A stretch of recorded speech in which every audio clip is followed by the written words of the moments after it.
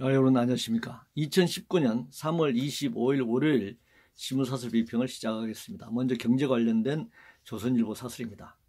문 닫은 상가, 빈 사무실, 서민경제 죽어가는 현장이라는 제목의 사설에서 소득주도 정책 고수, 최저임금 인상 속도 조절과 주 52시간제 보완을 위해 출범시킨 경제사회 노동이마저 민노총의 폭주에 눌려 표류하고 있다. 이렇게 비판하고 있습니다. 문재인 정부는 말로만 소득주도 성장을 슬로건을 내걸었지 실제 정책은 소득주도 성장 정책이 아닙니다. 소득 격차가 더 벌어진 것이 이를 반영하고 있습니다. 경사노위가 최저임금 인상 속도 조절과 주 52시간 보완, 즉 탄력근로제 확대 실시를 위해 존재한다면 이는 자본의 대리기구일 뿐입니다. 실제 또 그렇습니다. 그렇게 행동하고 있습니다. 경사노위 표류가 왜 민노총 때문인가요? 민노총이 참여했다면 표류하지 않았다고 생각할까요? 사회적 합의구 자체가 지금 존재할 수 없는 상황일 뿐이라고 하는 것입니다. 빈부격차 양극화를 해소하기 위한 경사노위가 아니라 자본의 이윤 극대화를 위한, 자본의 위기를 극복하기 위한, 노동자에게 책임을 전가시키고 노동자를 더 착취와 수탈하기 위한 어떤 법과 제도를 만드는데 앞장서는, 그것을 대리하는 경사노위가 문제인 것이죠. 현재 상황에 이런 경사노위는 존립할 수 없다, 존재할 수 없다라고 생각합니다. 한반도 비핵화와 관련해서 조선일보는 한미 국내 정치에 좌우되는 북핵 어떻게 김정은 막나라는 제목의 사설에서 트럼프의 후퇴는 궁지에 몰린 미 국내 정치 상황과 관련된다. 한국 대통령이 앞장서서 김정은 비핵화 의지를 국제사회에 강조하고 있다. 이것도 이제 비판하고 있네요. 두 나라 정상 비핵화 문제에 국내 정치 셈법을 얹으려 한다면서 비판하고 있습니다. 한국경신문은 판문점 합의 먼저 깬 북한에 할 말 제대로 해야 한다. 문화일보는 북철수 개성사무소에 문 정부도 출근 말아야 한다.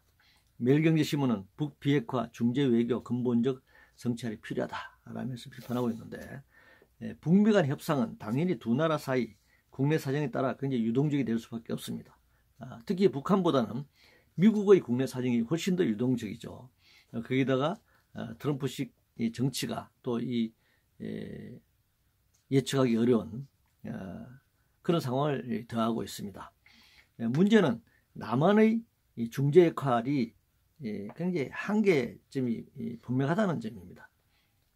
북미 간 중재가 되려면 남한이 이 일을 중재할 수 있는 무슨 수단이 있어야 합니다. 우리가 축구 경기에서 어느 일방이 위반할 경우에 이걸 제재할 수 있는 소위 말해 감독의 권한이 있습니다. 뭐 옐로 카드를 내든 레드 카드를 내든 퇴장을 시키든 이런 권한이 있어야 하는 것인데 이 중재자가 그런 권한이 없습니다. 우리가 그런 어떤 힘이 지금 존재하지 않고 있습니다. 그렇다고 해서 수단도 문제지만 그럼 남한이 북미 간 협상에서 완전히 중립적인가? 그렇지 못하죠. 한미동맹이라고 하는 그런 상황에서 완전 중립성을 가지고 중재할 수 있는 그런 위치에 있지도 않은 상황이기 때문에 한반도 비핵화의 남한의 역할이 굉장히 한계가 분명하다 이렇게 얘기할 수 있습니다. 블랙리스트와 관련해서 조선일보는 환경장관 구속영장 청 블랙리스트 전모 밝힐 출발점이다. 중앙일보는 환경부 블랙리스트 수사에 가이드라인 정하려 하나, 동아일보는 김은경 영장 청구에 압박성 논평 내놓은 청와대를 비판하고 있습니다. 뭐 법대로 처리하면 된다고 생각합니다. 박근혜 정권 당시 블랙리스트 수사를 하지 않았습니까? 그 기준에서 수사하고 또 그 기준으로 법을 위반했다면 처벌하면 된다고 생각합니다.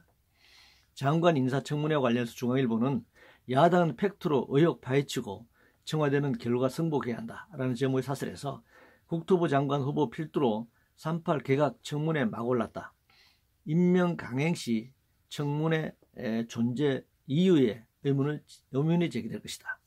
동아일보는 25일부터 장관 청문회 철저 검증으로 통과 의뢰 오명 벗어라.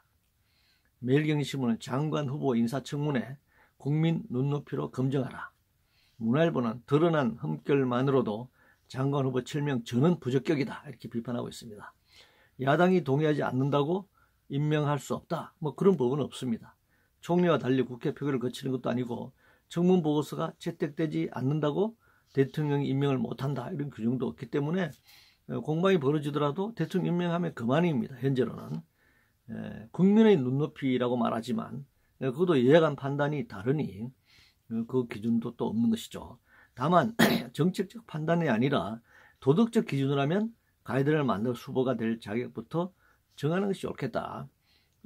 문재인 대통령도 후보 시절에 그 5대 기준을 제시했지만 그것이 지금 지켜지지 않은 상태입니다. 지금 상황이라면 뭐 장관들의 인사청문회 자체는 별로 의미가 없는 것이죠. 인사청문회 없이 예전처럼 그냥 대통령이 임명하든가 인사청문회를 거쳐서 공방을 벌이려면 이 후보, 장관 후보에 대한 기준이 필요하다. 이러이러한 기준을 충족시키지 못하는 장관은 후보가 될 수 없다라는 기준 정도는 국회에서 만드는 것이 필요하다 이렇게 생각합니다. 검찰 관련해서 동아일보는 검찰 김학의 사건 명운 걸고 재수사해야 한다 라고 주장하고 있네요. 뭐 당연한 얘기를 지금 하고 있습니다. 그런데 그 이전에 기각 처리한 관련자들부터 직무유기나 직권남용으로 수사해야죠. 이 김학의 사건이 계속적으로 기각되어 왔는데 이 관련된 또 이를 이 법무부라든가 청와대라든가 당시에 보고란에 있는 관련자들이 다 이게 문제 없다라고 했기 때문에 이런 상황이 되지 않았습니까? 이 관련자들 전부 직무유기나 직권남용으로 김학의는 물론이고 이 관련자들, 이 보고라인에 있었던 관련자들을 전부 직무유기나 직권남용으로 수사해야 한다고 생각합니다.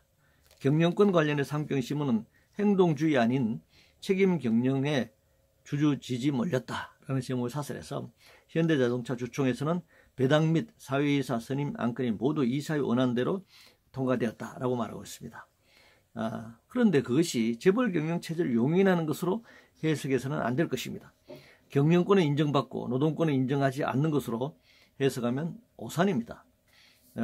브렉시트와 관련해서 한경신문은 무책임한 정치가 난 브렉시트 대혼란 타선지석 삼아야 한다 라는 제목을 사설해서 영국에서 100만 명의 시위가 벌어졌습니다. 리사 메이 총리가 국민들로부터 정치권으로부터 사퇴 압력을 지금 받고 있습니다. 당연히 정치적인 문제죠. 그러나 본질적으로 이 자본주의 체제 문제입니다. EU로부터 이탈할 것이냐 말 것이냐 하는 문제는 이 신자유주의 자본주의 세계화 과정에서 벌어진 문제고 그 자본주의 체제 유럽 통합 과정에서의 발생하는 문제들이 정치적으로 표출되고 있는 것이다 이렇게 말할 수 있습니다. 미세먼지 관련해서 매일경제신문은 미세먼지 범국가기구 정파 뛰어넘는 해법 제시하기이라는 제목의 사설에서 반기문 전 유엔 사무총장이 미세먼지 해결을 위한 범국가기구 위원장직을 수락한 것을 사설로 싣고 있습니다. 정파를 뛰어넘는 사람을 임명한다는 것만이 이 미세먼지 해결하는 본질적인 문제는 아니죠.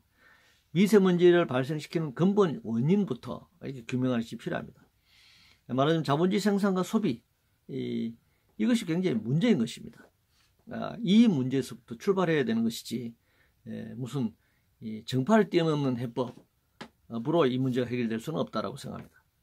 예산 문제 관련해서 문화일보는 예산 집행 3개월도 안 돼 또 추경 타령 총선용 아닌가 라고 비판하고 있는데 추경 타령을 자주 한다면 이건 문제죠. 정부가 계속적으로 정부 예산을 통과시킨 다음에 계속 추경을 얘기하면 이건 문제입니다. 필요한 예산은 정확한 재정 추계와 조세 제도에서 출발해야 합니다. 이 추경이 계속 필요한 이유는 이 현재의 그 조세 부담률로서 부족하다는 것이잖아요. 1년도 안 돼서 이렇게 추경을 만든다는 것은. 그래서 국가가 채권을 발행하고 하면 국가 부채가 되고 이런 문제가 악순환이 계속되기 때문에 OECD 평균 이상의 조세 부담률을 높이는 것을 전제로 해야 합니다. 물론 조세 부담을 높이기 전에 탈세나 탈루를 막아내야 하는 것이죠. 이 탈세에 대해서 강력한 제재를 가하는 그런 행정 조치가 일단 필요하겠죠. 이상으로 2019년 3월 25일 월요일 신문사설 비평을 모두 마치겠습니다.